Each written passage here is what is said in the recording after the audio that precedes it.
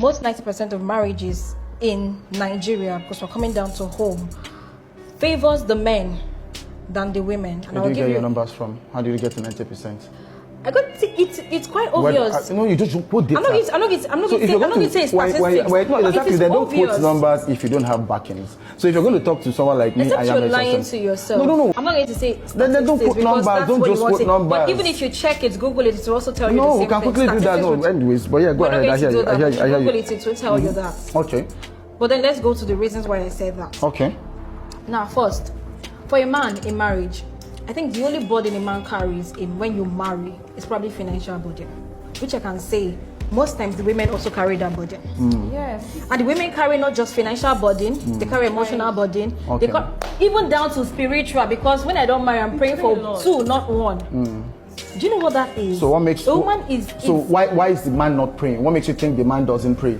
What makes you think men don't have emotional burdens? So at the beginning, where do you get your numbers from? Between your mom and your dad, who is the prayerful one? My dad. So. When I saw this video, I was like, how would you love praying as a woman when you never prayed as a youth? If during your youthful age or the time you were single, you were never into praying, going to church and getting yourself involved in activities that have to do with spirituality, how would you even pray when you are married? I see this lady trying to justify that women have more to do during marriage, and she mentioned the issue of prayers. I asked myself, which ladies pray more? Even when you go to church now, especially prayer gatherings, apart from Sunday services, you barely found females there. When you go to prayer gatherings, if you have 20 persons present, at least 15 will be guys. If we have more guys praying at their singlehood, how do it suddenly become women praying after marriage? It's not true. If you talk of our mothers of old, we know that these women were all about, those who were Christian were serious with Christianity, and those who were traditionalists were doing it with all their hearts, openly. Not now. This Gen-Z generation, we have more young boys interested in the things of God, in prayers, more than ladies.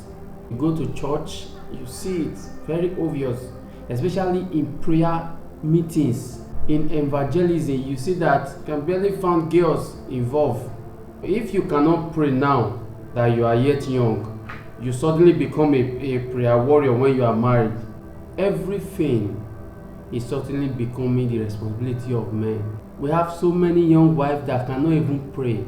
So yet, when you check it, you see that most men pray more. I know that there are very firebrand ladies, yet we have them in church.